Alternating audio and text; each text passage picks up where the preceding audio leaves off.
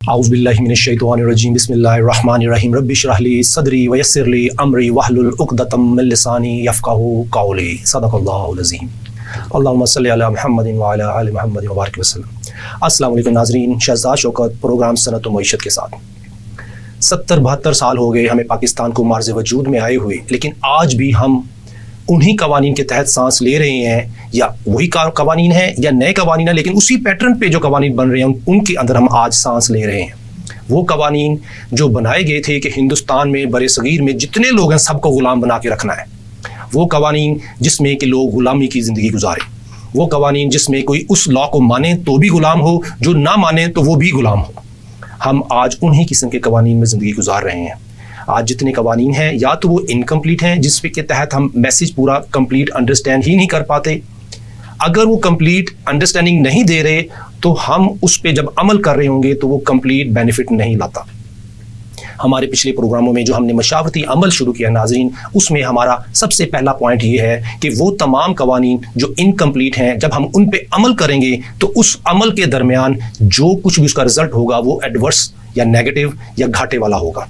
जब तक laws complete ना हो जाएं तब तक मुआशरे में इंसाफ नहीं आ सकता। इसी सिलसिले की कड़ी में लास्ट प्रोग्राम में हम यूनुस मईन साहब के साथ बैठे थे। उन्होंने एक इतनी पते की बात की, जो एडवोकेट हाई कोर्ट हैं, उन्होंने कहा बुनियादी मसला इन कवानीन का ये है कि इनकी प्रोटेक्शन एक सरकारी मुलाजिम करता है, क्योंकि एक सरकारी मुलाजिम इन कवानीन का बेनिफिशरी है। जब भी ये कानून चेंज करने की तरफ जाया जाता है तो सरकारी मुलाजिम अपने फ़वाइद के लिए सड़कों पर आ जाता है। लेकिन हम तमाम पाकिस्तानी, हमारी बिजनेस कम्युनिटी इन कवानीन के तहत जब काम कर रही होती है तो वो अपने मसले मसाइल में पड़ी होती है। उनको देखना पड़ता है कि कहाँ हमने पहिए लगाने हैं, कहाँ हमने लॉ को अवॉइड करना है, कहाँ हमने इस लॉ के तहत काम करते हुए आगे चलना है। और बिजनेस कम्युनिटी सबसे बड़ी विक्टिम, उसके बाद पूरी कौम विक्टिम है इन इफेक्टिव लॉज की। आज हमारे मेहमान हैं असगर गोराया साहब, CEO सरेमको ग्रुप। अस्सलाम वालेकुम असगर साहब। जी वालेकुम अस्सलाम, कैसे हैं सर? सर बड़ी मेहरबानी सर, बहुत खुश आमदीद कहते हैं हम आपको अपने प्रोग्राम सनत और मईशत में। सर हमारी सनत भी कमज़ोर है, हमारी मईशत भी कमज़ोर है। चूंकि आप एक कारोबारी आदमी हैं, आप इस कारोबारी मामलात का जो एक्सपीरियंस रखते हैं उसके तहत हम हमें बताएं कि हमारी सनत और मईशत कमज़ोर क्यों है और उसका क्या लिंक बनता है इनकम्प्लीट लॉज के साथ।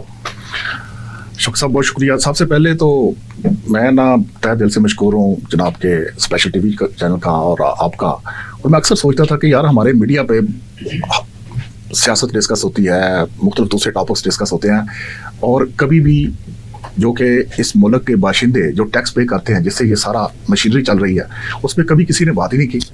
तो शौकत साहब, ये जनाब को क्रेडिट जाता है। आपने वो कहते हैं कि पहला आप जो कतरा बने हैं, तो आस्ता आस्ता शायद और लोग भी आपको देख के आ जाए, लेकिन ये हिस्ट्री में लिखा जाएगा कि सबसे पहले आपने इस टॉपिक को उठाया। तो बेसिकली ये इतना इंपॉर्टेंट है, बली मी ये इतना इंपॉर्टेंट है कि आप कोई भी आदमी, जिस तरह वो है ना कुरान में, गौर फिक्र करे, जो भी आदमी बैठ के सोचेगा कि यार इन मसलों का हल क्या है, कैसे होगा, तो सबसे पहले लॉ आएगा। तो शौकत साहब, आपने ये एक नेकी का काम है जो आपने किया है। मेरी दुआ है अल्लाह ताला इसको आपको इसकी जज़ा दे। और हम बिजनेस कम्युनिटी भी बड़े मशहूर हैं आपके, कि जो हम सोचते रहते थे, कुटते रहते थे, कम से कम आपने हमें कोई बोलने का तो मौका दिया। अब मैं जनाब के सवाल की तरफ आऊँगा। सर रिक्वेस्ट ये है कि जिस तरह टेक्नोलॉजी चेंज हुई, पूरी हमारे माशरे में वक्त के साथ साथ तब्दीलियाँ हुई, वो कोई भी फील्ड ले लीजिए, वो रोड्स है, हमारा कम्युनिकेशन है, प्रिंटिंग से डिजिटलाइजेशन है, तो उसके साथ साथ लॉ को भी चेंज होना चाहिए था। तो हमारी बदकिस्मती ये है कि हमारे जो जब पाकिस्तान बना उससे पहले जो लोग हमारे हुक्मरान थे, उन्होंने बाइलाज ऐसे बनाए हुए थे कि हमें वो महकूम बना के रख सके। तो हमें सबसे पहले तो उनको चेंज करना चाहिए था। अच्छा, उसमें भी डेफिनेटली कुछ ना कुछ वर्क हुआ, लेकिन जिस स्पीड से पूरी दुनिया के डायनामिक चेंज हुए उस पर हमने कोई काम नहीं किया। सर बिल्कुल पॉइंट ये है कि तो आज भी मैं डोमिसाइल लेके लाइनों में खड़ा होना पड़ता है। यस, मैं सर हमारे लिए जो डोमिसाइल की बात कर ले, आप हमारी मजबूरियां देखे, जो सारा बिजनेस कम्युनिटी पे स्पेशली जिसके मैं उस पर बात करना चाहूँगा। आप एक्सपोर्ट के डॉक्यूमेंटेशन पे चले जाएं, आप कोई स्पेशल इकोनॉमिक जोन बनाने की बात करें, आप कोई STZ का स्पेशल IT पार्क बनाने की बात करें, तो सर उसमें, या इवन आप कोई ऐसा फाइनेंशियल सोल्यूशंस की बात करें, लाइक पूरी दुनिया, लेट्स से आप कहते हैं कि मैंने इन्वेस्टमेंट कंपनी बनानी है, आपको पढ़ने डाल देंगे। आप कहें जी मैंने पूरा जो है एक इकोनॉमिक जोन बना के देना है, तो उसमें फिर सर आपने फाइल लेनी है और वेट करना है कि कब तक आपके, जब तक वाल सफेद हो जाएंगे इंशाल्लाह वहां तक आपको अप्रूवल मिल जाएगी, अगर हम लॉज की बात करें तो, ठीक है। और उसके बाद जो बदकिस्मती है वो ये है कि सर हम बिजनेस कम्युनिटी कुछ नहीं कर सकते, हम मजबूर है। एक क्लर्क बादशाह ने एक लेटर लिखना है, अच्छा हमारा भले जिसमें उस कंपनी और उस इंडिविजुअल ओवरऑल तो भाई इस कौम का लॉस है ना, उस क्लर्क बादशाह को कोई नहीं पूछने वाला कि भाई आपकी ये देर करने की वजह से इतना बड़ा लॉस इस अदारे को, इस शख्स को हुआ है जो कि इस मुल्क का बाशिंदा है, जो कि टैक्स देता है। ठीक है सर, हमें टैक्स देने पे तो प्रॉब्लम है ही नहीं, बलीव मी कोई ऐसा निज़ाम बनाया जाए, कोई ऐसा कानून बनाया जाए कि भाई हम मेक श्योर करते हैं कि आपका किसी भी वो जो गवर्नमेंट का क्लर्क बादशाह है उसकी वजह से आपका बिजनेस का लॉस नहीं होगा, भले टैक्स लगा दें, सब देने को तैयार है। लेकिन हमें प्रॉब्लम यह है कि हमने सर बिजली लेनी है, वहां हमने मतलब मिलते करनी है, और जो भी इवन बेसिक कनेक्शन जो उसकी हमने पेमेंट करनी है सर। आपने टैक्स की बात डाल देते हैं। आपने टैक्स की बात की, शब्बर जली साहब उन्होंने ये कहा था कि 23,000 एम्प्लॉइज उनको निकाले ना, सैलरी दे दें लेकिन घर बैठा दें, क्योंकि ये 23,000 एम्प्लॉइज जो इसमें से है, इसमें से 95% ऐसा एम्प्लॉय है जो कि हमारे काम में रुकावट है। आपने क्लर्क बादशाह की 23,000 क्लर्क बादशाह एफबीआर में बैठे हैं जिनको शब्बर दे देते घर बैठे सैलरियां देंगे लेकिन घर ऑफिस ना है। सर ये आपकी बात बिल्कुल ठीक है कि हमारे मुल्क में क्लर्क बादशाह हम पूरी बिजनेस कम्युनिटी को, हम पूरे पाकिस्तानियों को इस तरह नचा रहा है उन इनकम्प्लीट लॉज के तहत। वही लॉ है जब उसका मामला ठीक है, उसने आपका काम कर देने की लॉ इजाजत देता है। जब उसके मामले में गड़बड़ है, जब उसकी समझ नहीं आ रही काम मैंने नहीं करना, तो वो क्या करेगा कि वो आपकी फाइल को आगे मूव ही नहीं करेगा, लॉ उसको इजाजत नहीं देता। तो उसमें भी सर मैं ना आपके कुछ चीज़ें गोशवार करता हूँ, बड़ी इंटरेस्टिंग चीज़ें सर। हमारे लॉ इस तरह है कि जनूबी पंजाब के राजनपुर से उससे जो आगे एरिया है जहाँ पे गर्मियों में गर्मी का जो हमारा दर्जा हरारत है वो कोई 45 से प्लस जाता है, उसके बारे में प्लानिंग होनी है। हमारी जो लास्ट की ना, हमारी लास्ट की खूबसूरती मैं बताने लगा हूँ मिसाल देकर। गर्मी पड़ रही है मुल्तान से आगे, राजनपुर से आगे जनूबी पंजाब में, उसकी प्लानिंग इस्लामाबाद में बैठे हुए साहब इस्लामाबाद के ऑफिस में भी बैठ के नहीं करेंगे, क्योंकि यहाँ मौसम कंफर्ट नहीं है। वो सर मरी में जाएंगे, मरी में जाके पीसी में बैठ के उसकी प्लानिंग करेंगे। ओ मेरे प्यारे भाई, आपको क्या पता कि गर्मी की तपश क्या है, आप उसको महसूस तो कीजिए। सर लॉज तो तब, जिस तरह मैंने पहले रिक्वेस्ट की कि सर आप पहले किसके कतरे बने हैं, इसको उठाइए आवाज को, कि लॉज तो भाई फैसिलिटेट करते हैं, कंफर्ट करते हैं, ऐसा माहौल देते हैं जिसमें जो कारोबार है वो तरक्की करे। लेकिन हमारे जो लॉज हैं अनफॉर्चुनेटली वो ऐसे ही बनते हैं कि गर्मी जनूबी पंजाब में पड़ रही होती है, प्लानिंग मरी के खूबसूरत 5 स्टार होटल में बैठ के हो रही होती है। ठीक है, उसको वो पता ही नहीं कि उनका एग्जैक्ट क्या मसला है। राइट सर, मतलब किसी जैसे मैं बात करना चाहूँगा कि हमने रियल स्टेट के प्रोजेक्ट की जो अप्रूवल्स हैं या इकोनॉमिक जोन्स हैं, इंडस्ट्रियल एरियाज हैं, IT पार्क्स हैं, अब जिन्होंने ये काम करने हैं, जिन्होंने ये पूरी दुनिया में प्राइवेट सेक्टर ने सब कुछ बनाया, गवर्नमेंट तो एक रेगुलेटरी अथॉरिटी होनी चाहिए, फैसिलिटेट करना चाहिए और अपने टैक्स लेने चाहिए। अब सर ये जितने लॉज बनाए जाते हैं ये सारे फेवरेबल बनाए जाते हैं उस क्लर्क बादशाह को, वो सरकारी मशीनरी को मजबूत करने के लिए और बिजनेसमैन को ब्लैकमेल करने के लिए। वो कहते हैं जी ये हमारा रूल है। भाई रूल किसने बनाया? क्या वो मशावरत हुई उसके साथ? कोई पूछने वाला है कि भाई ये जो आपने रूल बनाया इससे इतना आपका कारोबार का लॉस होता है? कोई पूछने वाला ही नहीं है। भाई इसी तरह जिस तरह वो हम उस पर प्लानिंग करते, सारी प्लानिंग ऐसे भाई आपने लेट्स से कि हमने कहते हैं कि हमने IT को, इंफॉर्मेशन टेक्नोलॉजी को पाकिस्तान में लेके आना, साथ हमारे इंडिया, जुल्म की बात नहीं है, एक बिल्कुल साथ किस तरह उसने $1 बिलियन लेके आए, हम क्यों नहीं ला रहे? सिर्फ और सिर्फ सर ब्यूरोक्रेसी है जो नहीं आने देती। आप उनके पास जाइए चीज लेने के, ला उनके पास है, सोल्यूशन है कि ये है ये है ये है, लेकिन उसके बाद जब आप करवाने जाएंगे तो आपको लग पता जाएगा। कितने हैं भाई IT पार्क हमारे बने हुए, STZ कितने बने हुए हैं? राइट सर, कितने IT पार्क्स को प्राइवेट सेक्टर में उन्होंने इजाजत दी है? अगर दी है तो जरा चेक कीजिए किनको दी है।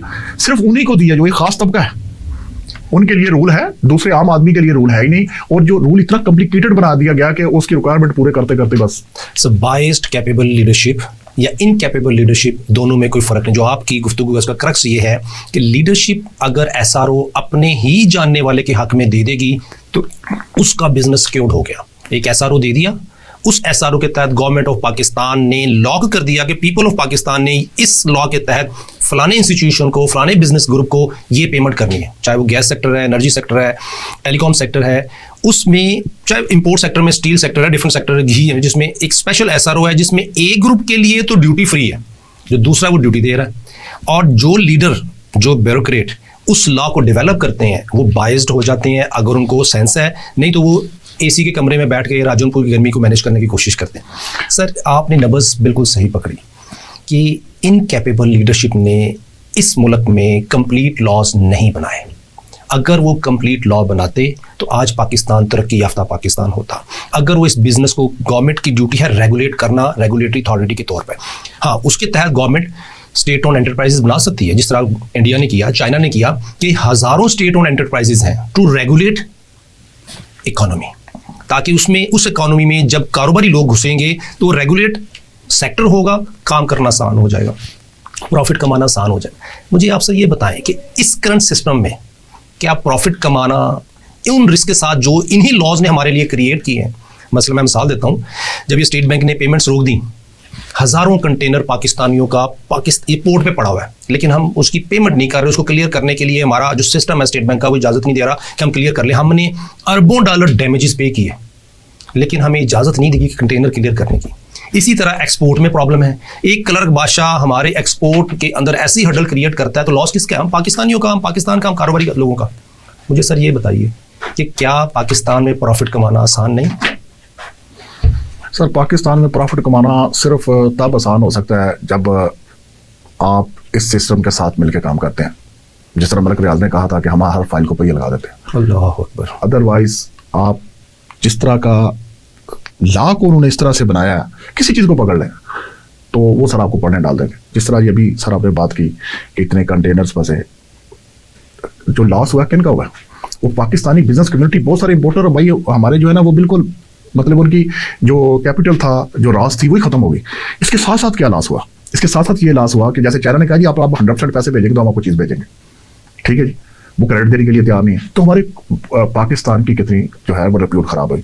तो मेरी जो सर सबमिशन है ना सर, ये मैं थोड़ा सा जिस पॉइंट को आपने उठाया मैं उसके थोड़ा सा पीछे जाता हूँ। हम थोड़ी सी मदद लेते हैं कुरान से। बिस्मिल्लाह बिस्मिल्लाह। इन्ना मालू बिन नियत। मुझे लगता है कि सबसे बड़ा मसला नीयत का है। अगर आज भी हमारे जो भी जिनके पास अदारे हैं, जिनके पास इक़्तिदार है, अगर वो चाहें, बली में अगर वो चाहें, राइट सर, तो ये सारी चीज़ें इवन इस्लाम में रहते हुए भी जो है ना फैसिलिटेट किया जा सकता है। सबसे बड़ा मसला नीयत का है। जब उनका कोई अपना प्राइवेट काम होता है या उनके किसी जानने वाले का काम होता है तो फिर बिल्कुल चीज़ें ठीक चल रही होती है, फिर उसी लॉ में प्रोविजन मौजूद है। अदरवाइज जो हमारे जैसे आम लोग बेचारे आ जाते हैं वो सारे उस सिस्टम में, सिस्टम इस तरह से उनको उनका इतना टाइम ज़ाया कर देता है कि वो उनका डिफली फिक्स्ड कॉस्ट तो आपको पड़ती रहनी चाहिए, वो तो नहीं खत्म होना। आपने बात की है कैच 22 की कि वही कानून अलग, अगर मलक रियासत के पहिए लगे हुए हैं तो बिजनेस आसान से आसान है, कानून वही है। लेकिन अगर मलक रियासत वाले पहिए नहीं लगे हुए तो वही कानून नामुमकिन है कि किसी कारोबारी आदमी को फायदा दे सके। इस मामले में जो कैच 22 है ना, कि वो कहते हैं ना कि जी अगर तुमने सांस ली तो तुम्हें मार दिया जाएगा, तुम्हें जिंदा रखा जाएगा। वो बेचारा सांस ले तो उसकी सजाए मौत, वो सांस नहीं लेता सजाए मौत। तो हमारे लिए कवानीन ऐसे हैं कि हम सांस ले तो मर जाते हैं, सांस नहीं लेते तो फिर मर जाते हैं। सो कैच 22 पोजीशन ये ऐसी पोजीशन है जिसे इंग्लैंड यूरोप में कहा जाता है कि ऐसी सिचुएशन क्रिएट कर दें कि ये हाँ करे तो भी हमारा गुलाम, ये ना करे फिर भी हमारा गुलाम। सर हम गुलाम बन चुके हैं इस कवानीन में, जिसमें बेनिफिट उठाता है वो सेठ जो पहिए लगाना जानता है, बेनिफिट उठाता है वो लॉ मेकर जिसको पता है कि मैं ये लॉ बनाऊंगा तो किसी सेठ ने मुझे एंटरटेन कर देना। लेकिन 22 करोड़ आवाम में सर चंद हज़ार सेठ हैं जो इस पूरे सिस्टम के बेनिफिशियरी हैं।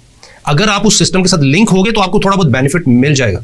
लेकिन आम पाकिस्तानी गुर्बत की लकीर से नीचे आ चुके। सर आपको पता है 10 करोड़ से ज़्यादा के लोग गुर्बत की लकीर से पाकिस्तान में नीचे आ चुके हैं। और आज के दिन में आप रियल एस्टेट से आपका ताल्लुक है, एग्रीकल्चर से आपका ताल्लुक है, मुझे ये बताएं, एक गोरा आया पाकिस्तान में जब उसको पाकिस्तान स्टॉक एक्सचेंज का हेड बनाया गया, उसने एक बात की कि जी यहाँ पे आम आदमी की इन्वेस्टमेंट पाकिस्तान स्टॉक एक्सचेंज में नहीं आती। दूसरी बात उसने क्या की, उसने कहा जी मेरा सीईओ अगले 50 साल सैलरी से अपना घर नहीं बना सकता तो वो स्टॉक एक्सचेंज में इन्वेस्ट क्या करेगा। सर ये लॉज हैं जिनकी वजह से आज जो एक जिस 35,000 40,000 50,000 1 लाख लेने वाला जो पाकिस्तानी है वो अगले 500 साल में सेविंग करता रहे तो घर नहीं बना सकता। ये मिसमैच वैल्यू आप क्या समझते हैं कि क्या इन लॉस के साथ पाकिस्तान सर्वाइव करेगा जब 10 करोड़ आवाम के पास घर नहीं होगा? अभी तो वो जो इनहेरिटेड घर है उसमें गुजारा हो रहा है। इसमें सर जो मेरी सबमिशन है ना कि ये अल्लाह ताला आपको तौफीक दे और कोशिश करें। किसी मेरी दुआ है कि जो इक़्तिदार में बैठे लोग हैं वहाँ पे अल्लाह ताला कोई फरिश्ता भेजे, कोई ऐसा बंदा भेजे जो ये काम कर गुजरे। देखिए भाई ऐसा नहीं है कि उनको पता नहीं है कि हमने लॉ कैसे बनाए हुए हैं। किसी एक इंडस्ट्री को पकड़ लेते हैं हम, ये साथ है लाहौर में LD है, जाए ना आम आदमी जाके नक्शा उसका अपनी बिल्डिंग का अप्रूव करा के दिखा दे, हाउसिंग स्कीम का अप्रूव करा के दिखा दे, ठीक है सर। तो उसी LDA में उन्हीं बाई लाज में रहते हुए जो वो लोग हैं जो सिस्टम के बेनिफिशरी हैं, उनकी हाउसिंग स्कीम, उनके कमर्शियल बिल्डिंग्स, उनके स्पेशल जोन्स बहुत जल्दी अप्रूव हो जाते हैं, और कई हमारे जैसे लोग बेचारे लाइन में वहाँ धक्के खाते रहते हैं। तो मसला कहाँ है? मसला नीयत का है। और क्योंकि हमारी जो इक़्तिदार में बैठे हुए लोग और वो ब्यूरोक्रेसी जो जिसको उसका बेनिफिट है वो तब्दील नहीं होने देते।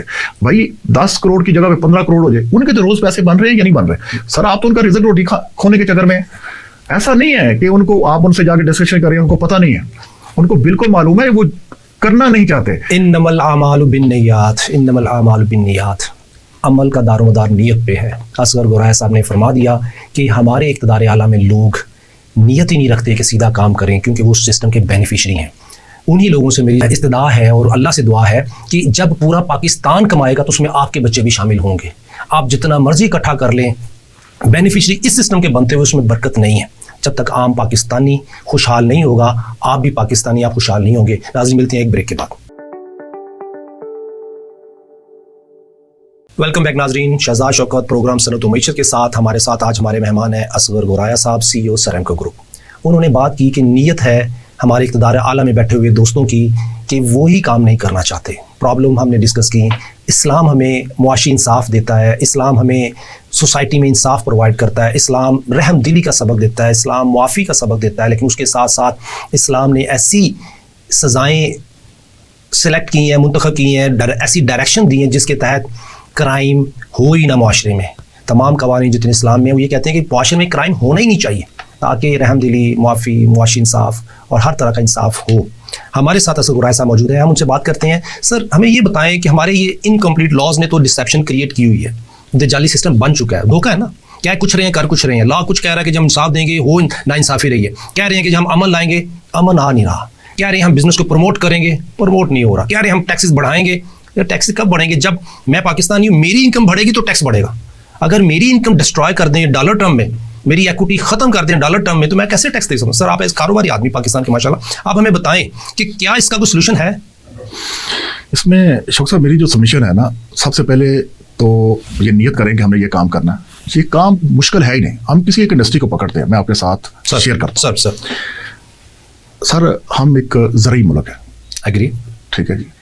अब अगर आज हमारे जो इनके पास इक़्तिदार है वो डिसाइड कर लें कि हमने ज़राअत को ठीक करना है। मैं सर, पाकिस्तान में ये जो गंदम है, इसका तना जिसको हम वीट स्ट्रॉ कहते हैं, wheat straw, long wheat straw, ये रॉ मटेरियल है, खुराक है जानवरों की। पूरी दुनिया में हम इसको एक्सपोर्ट करके बिलियंस डॉलर्स ले सकते हैं। अल्लाह अकबर, राइट सर। और कुछ अदारे कर भी रहे हैं, एक दो, लेकिन कभी भी किसी गवर्नमेंट के अदारे ने ना उनको अप्रिशिएट किया। अच्छा, पहले उस गंदम को हम जो है ना वो आग लगाते थे, जैसे ये पोल्यूशन होती है। अब उस गंदम को इकट्ठा करके और किसानों को उसके पैसे मिलते हैं और वो लोग बाहर एक्सपोर्ट कर रहे हैं। अल्लाह के फजल करम से हमारे गवर्नमेंट के अदारे, जो मैं उस अदारे का नाम नहीं लेना चाहता, रुकावटें डाल रहे हैं, बस उनका काम है उसमें भी बिलीव भी कर रुकावटें डालते हैं, ठीक है जी, क्योंकि दुनिया में उसको एज ए ये चारा के इस्तेमाल किया जाता। अब मैं आपके साथ एक और चीज़ शेयर करता हूँ। ये जो हमारे इधर अजाब में हम पड़े होते हैं 2 मंथ्स लाहौर में, ये जनवरी दिसंबर में वो स्मोक की वजह से, उसकी धुआं भी एक वजह है और बहुत सारी वजह है, लेकिन उनमें से एक वजह ये जो हमारा किसान लाहौर के गिरदोनवा और उधर से इंडिया जो है ना चावल की फसल को आग लगाता है। आपको पता है कि ये एक्सपोर्ट की जा सकती है, राइट सर। तो अल्लाह के फजल करम से एक भी इदारा नहीं है जिसने इस पर रिसर्च किया। जुल्म देखिए, बिलियंस डॉलर, यानी जिसके लिए हमारी हुकूमत जाकर कह रही है सर हमें $2 बिलियन चाहिए, हमें $3 बिलियन चाहिए। मैंने ये 2 चीज़ें, ये एग्रीकल्चर वेस्ट जो हम यहाँ इस्तेमाल नहीं करते, गवर्नमेंट करे फैसिलिटेट, एक्सपोर्टर को थोड़ा सा फंड्स में फैसिलिटेट करे, रिसर्च में करे, तो $1 बिलियन वेस्ट से कमाए जा सकते हैं, राइट सर। अल्हम्दुलिल्लाह हमारा ग्रुप की एक सिस्टर कंसर्न कंपनी है, तो हम अच्छी अमाउंट अल्हम्दुलिल्लाह we are making very good money. हमारे पास थाउजेंड्स जो है ना किसानों को हमने उनकी जिंदगियाँ बदल दी हैं, और अगर थोड़ा सा गवर्नमेंट साथ तावन करते जो और अच्छा हो सकता है। और देखिए, हम डॉलर लेके आते हैं, टैक्स भी देते हैं, we are very happy to pay the tax. हम तो कहते हैं ज़्यादा टैक्स भी शाक ले लें, खदारा एस क्लर्क बादशाह को साड़ी जान चढ़ा। अल्लाह अकबर। फिर एक और टापा को पकड़ लेते हैं, जो स्पेशली अभी हमारे चीफ ऑफ आर्मी स्टाफ या गवर्नमेंट अभी इस पर काम कर रही है, मैं बहुत खुश हूँ यार। पहाड़ों के पहाड़ पड़े हुए हैं, ठीक है सर, पहाड़ों के पहाड़ है, आयरन और है, क्रोमाइट है, ग्रेनाइट है, वो इसके अलावा बहुत सारी महंगी धातें हैं जिनको हम एक्सपोर्ट की करना है सर, उसको पहाड़ को काटना है और एक्सपोर्ट करना है। तो भाई बिलीव मी कि जिस दिन बिजनेस कम्युनिटी के साथ गवर्नमेंट बैठ के इसको फैसिलिटेट करे, ये जितना हम कहते हैं इतना बड़ा कर्जा है, ये तो मसला ही नहीं है। मसला सर ये है कि कोई बंदा आके नियत करे कि ये मैंने काम करना है। मैंने आपको 2 चीजें आइडेंटिफाई की हैं एग्रीकल्चर और ये जो पहाड़ अल्लाह ने हमें दिए हुए वहां से उठा के उस पर थोड़ा सा वैल्यू ऐड करें। अब वैल्यू ऐड पे सर है मुझे बताइए किसी छोटे बिजनेसमैन को क्या कर्जा मिलता है, क्या रिसर्च है हमारे पास? मुझे एक अदारा दिखा दीजिए, कितनी बदकिस्मती है। मैं ज़राअत पे दोबारा आता हूँ, तो कितना खूबसूरत किन्नू है हमारे पास, कितने अदारे हैं जो उसको हम प्रिजर्व कर सकते हैं। हमारी दुनिया का बेहतरीन आम है, कितनी रिसर्च है, रिसर्च के नाम से अरबों डॉलर किन लिए, हम बिजनेसमैनों ने नहीं लिए ना कि भाईजान आपकी सरकार निकालिए डेटा, आपकी रिसर्च से कितने अरबों रुपया आपने ये 70 सालों में खाया और क्या रिसर्च करके दिए, कोई सोल्यूशन दिया? अगर उसकी अनुसार सुखा लिए, उसको ड्राई कर ले तो हम पूरी दुनिया में भेज सकते हैं। हाँ जी, किया किसी ने? कोई है यूनिट तो ना होने के बराबर है। कितनी बड़ी मार्केट है, राइट सर? क्या इनको नहीं पता? इनको सबको पता है, लेकिन मजाल है उसकी रिसर्च करके उसकी मशीनरी ला के और बिजनेसमैन को कहेंगे लाए आप एक्सपोर्ट करें। तो असल इशू तो सर अल्लाह ने इस मुल्क को बहुत नवाजा हुआ है। असल इशू है दुआ मांगे कोई करने वाला आ जाए। इसमें सर आपने जो 2 पॉइंट उठाए हैं कि हम एग्रीकल्चर रिफॉर्म ले आए तो हम अपना कर्ज उतार सकते हैं। अगर हम अपनी मादनियात को बेहतर तरीके से वैल्यू एडिशन यूटिलाइज कर लें, हम अपना कर्ज उतार सकते हैं। पॉइंट एक ही है, इनकम बढ़ाओ मुल्क बचाओ। इनकम बढ़ेगी तो हम टैक्स देंगे। अगर हमारी पाकिस्तानियों की इनकम नहीं बढ़ी, एक कारोबारी आदमी सर कमाएगा तो टैक्स देगा ना सर। सर आपका पॉइंट ये कि एग्रीकल्चर रिफॉर्म ले आए और ये स्टोन डेवलपमेंट जो हमारी मादनियात उसको ठीक कर लें, लेकिन हमारा सर किसान कहाँ खड़ा है? देखें, किसान के पास यूरिया की बोरी आनी है, उसका स्टैंडर्ड रेट से 3-4 हज़ार रुपये बोरी, लेकिन उसने 2-3 हज़ार रुपये सूद देना है, लेकिन मार्केट ब्लैकमेलिंग में उसने 6,000, 8,000, 9,000 रुपये तक भी बोरी गई है। पिछले प्रोग्राम में एक प्रोफेसर साहब आए हुए थे कि 4,000 वाली बोरी 6, 8,000, 9,000 में पहुंची है। और उसके ऊपर मैंने कहा जी देखें, मुझे बताएं, किसान तो बेचारा उधार लेता है, 40% सूद भी ऐड करें उसके ऊपर। क्या है 1959 में sir state bank of Pakistan ने एक रिसर्च की, एक कमीशन बनाया कि पाकिस्तान में 1948 से स्टेट बैंक बना है, लेकिन इसके फ़वाइद क्यों नहीं आ रहे? उस रिसर्च ने सर एक बात पॉइंट की, उसने कहा कि जी जो हमारे 7 करोड़ पाकिस्तानी हैं, 6 करोड़ पाकिस्तानी हैं और उधर बांग्लादेश, तमाम पाकिस्तानियों की रकम इकट्ठी होती है बैंकों में और वो चंद लोगों को दे दी जाती है उन्हीं को ग्रो करने में। इसका मतलब ये हुआ कि वो चंद लोग इंडस्ट्रियलिस्ट या जो SRO के तहत अपनी इंडस्ट्री लगा सकते हैं, वो पूरे पाकिस्तान के फंड्स को यूटिलाइज कर रहे थे। सर आम किसान के लिए हमारे मुल्क में जो कानून था भी वो PTI गवर्नमेंट जाते जाते डिलीट कर गई। स्टेट बैंक ऑफ पाकिस्तान के एग्रीकल्चर रिफॉर्म में इतना क्रेडिट है, उसको डिलीट कर दिया। अब हमारे मुल्क में जो कानून बनाए जाते हैं वो इसलिए बनाया जा रहा है कि जी इस मुल्क का एग्रीकल्चर बढ़ ना सके। क्यों? नीयत खराब है जो आपको सर। लेकिन अब सोल्यूशन आपने एक दे दिया कि नीयत ठीक करें, एग्रीकल्चर फार्म लाएं और स्टोन डेवलपमेंट और मादनियात की तरफ आप आ जाए। सर करेगा कौन? आज की पॉलिटिकल सिचुएशन देख रहे हैं आप। PTI जाते जाते state bank of Pakistan amendment act पास कर गई, $1 बिलियन IMF से लेना था और उसके तहत पाकिस्तान की आने वाली नस्लों को ज़िबा कर गई, आज की ज़िबा कर गई। Modern slavery. नून लीग जाते जाते क्या कर गई? ट्रांसजेंडर एक्ट देगी। उससे पहले जो मुशर्रफ साहब थे, शौकत अजीज़ साहब थे, जरदारी साहब थे, उन्होंने किस तरीके से इस इकॉनमी में से जो अपने फ़ायदे लेने थे लिए। सर आज आने वाली हुकूमत क्या ये कर पाएगी? सर अगर विल हो करने की, विजन हो तो ये कोई मसला नहीं, कोई मसला। ये इवन जो हम कहते हैं जी पाकिस्तान बड़ा मकरूज है, कितना मकरूज है यार? कोई 125-30 अरब डॉलर, राइट सर? ऐसे ही सर। और जिस तरह हमने मुल्क को मिसमैनेज किया, ये तो अल्लाह की रहमत है कि हमें हर 6 माह बाद एक बहुत अच्छा एग्रीकल्चर का इंजेक्शन लग जाता है। अदरवाइज सर हम सर्वाइव भी ना कर सके। तो जहाँ तक सर आपने कहा कि ये क्या हो सकेगा, बल्कि मी कोई मसला है ही नहीं, कोई मसला है नहीं। आप आज करें, 3 सालों में देखें मुल्क आपका कहाँ खड़ा हुआ।